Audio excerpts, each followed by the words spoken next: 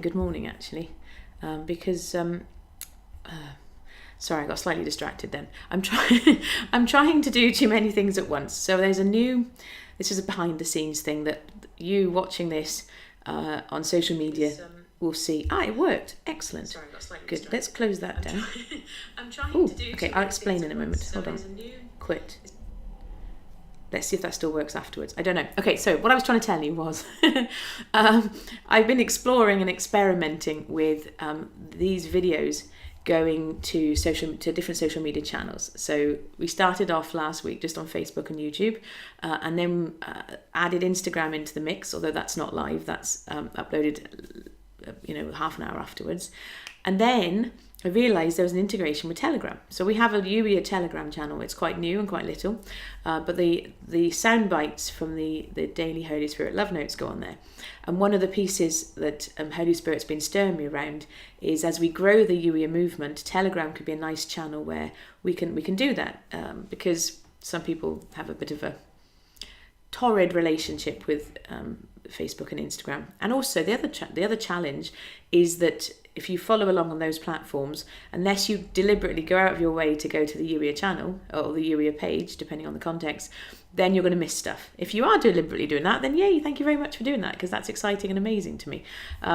But the reality is that the way it's filtered, you miss stuff. Whereas on a channel, you can consciously choose to go in and actually look at that channel.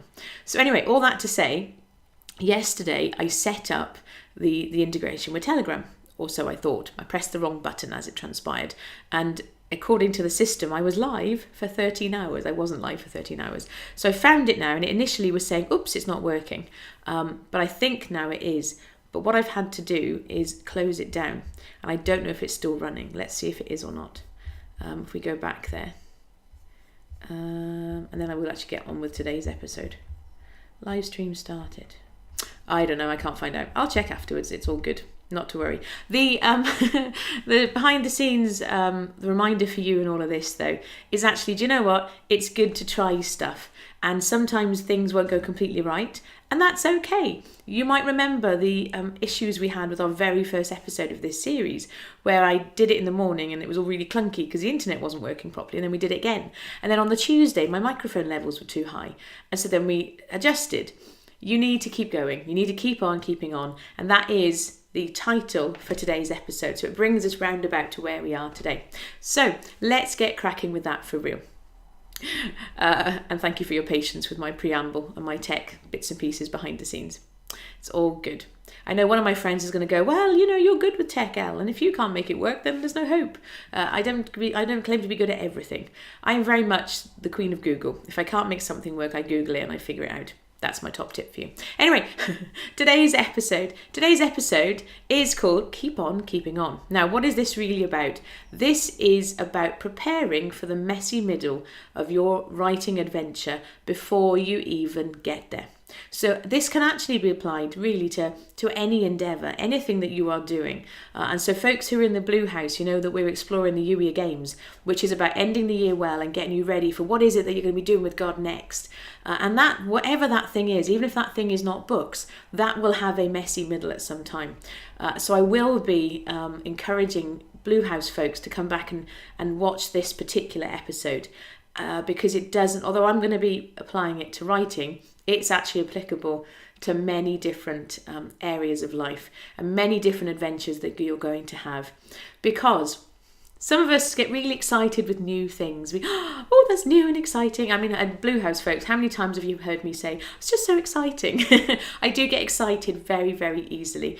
I make no apology for that. It simply is what it is. And it does make for a joyful day-to-day existence. And hey, I see you laughing every time I say it, and it makes you smile too, so that's good. But those new things, those new adventures, as we start on a new endeavour, it is exciting, and it does fill us with enthusiasm. Well, put it this way, if the new thing that you're starting and engaging in does not fill you with excitement and enthusiasm, then I think, need to go back and review whatever that thing is that you're doing. Because for the love of all things wonderful, I want you to be excited when you get started on something. Because if you're not excited at the beginning, the messy middle is going to be even tougher. I'm just saying. But let's work on the assumption that this adventure that you're stepping into with God, you are excited about. It might feel new, or even if it's something that you've been working on for a while, you've got this new sense of excitement and motivation. Yes, this is the time, I'm going to get this done. And that's brilliant and that's wonderful. And we want to harness that and grab hold of it and keep going with it. And at some point, you are going to hit the messy middle, where you are so far into this project that you almost forget, like, why on earth did I bother starting? And yet the end feels so far away.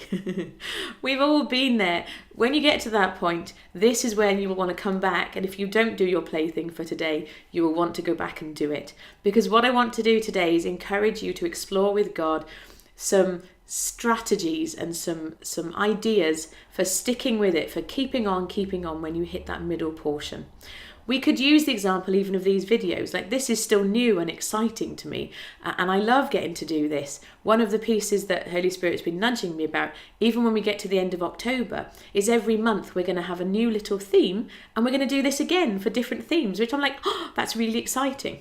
And actually for me, because the theme will change every month, that will keep it new and fresh and exciting. And that might be one of the ways that you can actually keep this writing project exciting for you, is how can you set yourself mini targets or mini goals or mini celebrations along the way, and or to help it almost feel like you're changing things up a little bit.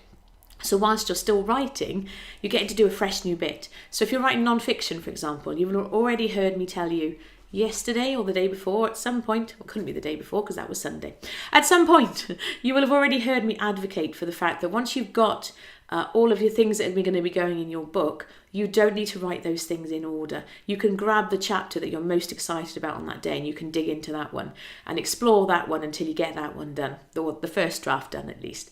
And then you go the next one and the next one until you get that one done. And so that will help keep that freshness alive as you go through that book. You can't do that so easily with fiction, obviously. I mean, I guess you could write the end before you know the beginning, but it would be trickier. So you're going to have to be inventive with this and find other ways to keep it fresh instead. But there are other strategies that you can do as well, because you don't need to give yourself this sense of excitement every single time. You don't need to help it keep feeling like a new project every time. There are other things that you can do too. I am going to make no apology for the fact at this moment I'm going to reference one of my favourite Bible verses, and many of you have heard me read this to you many times before. However, actually, I'll be honest, one of the things that's grabbing my attention right now is something weird is going on with my camera. Podcast listeners, you're missing out on this, but there's something weird going on with my camera.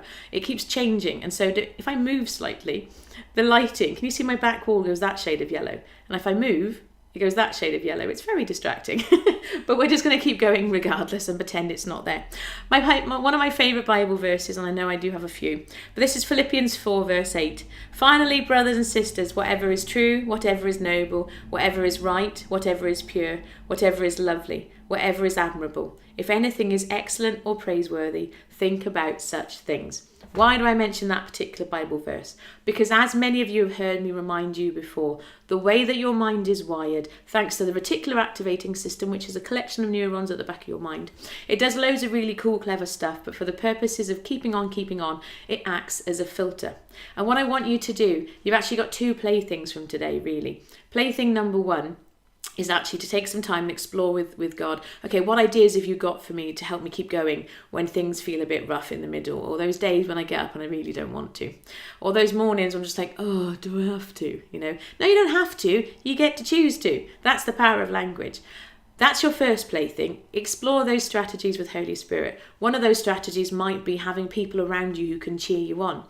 I make no apology for the fact that, yes, I'm about to blatantly advertise what we're doing inside the Blue House and with the Rainbow Room. I mean, all of the Blue House is about encouraging you in accountability, but the Rainbow Room is specifically about books. So if you don't already have that support network around you, I would encourage you to find it. And if you like what we're doing here, consider coming and joining us in the Blue House and inside the Rainbow Room, because it is, at the time of recording this, we're still quite small. You get lots of attention, but more than anything, you get to join a community of like-minded folks. But in one sense, it almost doesn't matter where you go. I mean, it does matter where you go. I want you to go to an enriching place, but it doesn't need to be my community. But you do need community. That is absolutely one of the most powerful strategies that you can have. And I almost shouldn't call it a strategy, because people aren't strategies. People are wonderful. But being surrounded by community, yes, you are in community with God, of course. I'm not denying that for one moment. And Adam was still given Eve. So even though Adam walked with God in the cool of the day and had probably the closest relationship that anybody could have at that moment, he still needed another human. So you were made for community, and God gives us that first example. So I would encourage you, seek out that community. And if you need some help with that, like I say, we have got you covered. So your first plaything for today is to explore with God some ideas and some strategies. And what are you going to do, and how are you going to keep going? How are you going to keep on keeping on when you're feeling like you don't really want to? The second plaything is to start practicing hacking your reticular activating system. What do I mean by that? If this is brand new to you, then, okay, if it's not brand new to you, you can just sort of gloss over the next bit because you've heard me say this before. But for those people who've never heard me mention this before, or have never come across this before, the way that your mind is created by our amazing God is it will filter in those things it deems important to you. My example, one of my friends inside the Blue House calls it, well, her husband calls it, that yellow car thing that Elle goes on about. Because I have a bright yellow car. And when I first bought my bright yellow car, I suddenly started seeing yellow cars everywhere. You might, if you've ever had a baby, or someone you care about has a baby, you'll suddenly start seeing babies in pushchairs around all over the place. You might suddenly, and I seem to see an awful lot of dogs now that I've got a dog, more than when I didn't have dogs. It's the way that your mind filters these things in. There is so much information coming at you on a day-by-day basis. If you were to consciously notice every single little piece of stimuli, you wouldn't be able to function. It would drive you crazy. And so instead, your mind helps you out and it filters those things in. Now, you can choose to help train your mind to know what to filter in. And that's where that Bible verse comes in. God said it first in Philippians 4:8. Think lovely thoughts is the short version of that verse. Start consciously practicing looking for the lovely, the praiseworthy, the delightful things in your day. Because the more that you do that, the more that the day will feel delightful. And let's be quite honest, it's even when things are feeling tricky with your writing or whatever that goal is that you're exploring, it's easier to keep on keeping on when day-to-day life feels delightful. But you can start practicing that right now.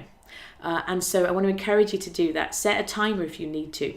If you're someone who's like, oh no, I'm just, I'm a bit of an Eeyore is what I call it. I'm a little bit sort of, I'm a glass half empty. It's just the way I am. No, that's nonsense. Let me tell you right now, that is not true. If that's an idea you've been hanging on to, that's what they call a limiting belief.